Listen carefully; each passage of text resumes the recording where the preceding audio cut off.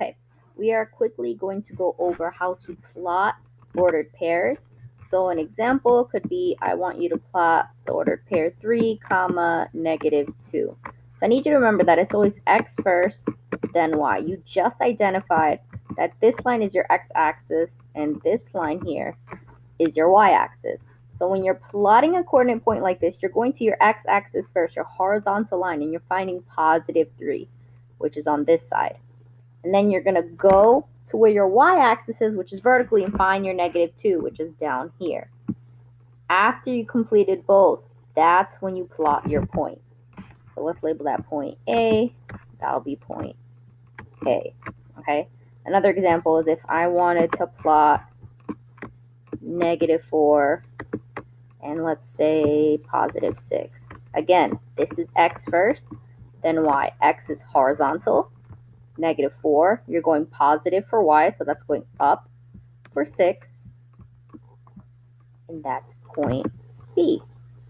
Okay, that's how you plot points. The opposite, well, not really the opposite, you're going to identify points. So let's say that instead of plotting, you're going to have to see which one is what. If you see a point here, this is point C. To identify what point C is, you're going to have your parentheses ready, have a comma, know that x goes first, then y. So when you see a point, go to where your x-axis is, which is your horizontal line, and look where you can see your x-axis. So right up here is a -6. So -6 belongs here. Then you're going to look along your y-axis, which you can find here, your vertical line, -5. You got to use your fingers to point or pencil, whatever you need, do that, okay? Because sometimes you guys get these numbers confused. Make sure your order is correct. It's literally in alphabetical order. X comes first, then Y. Okay, so another example can be finding this point right here. Okay, you want to be careful.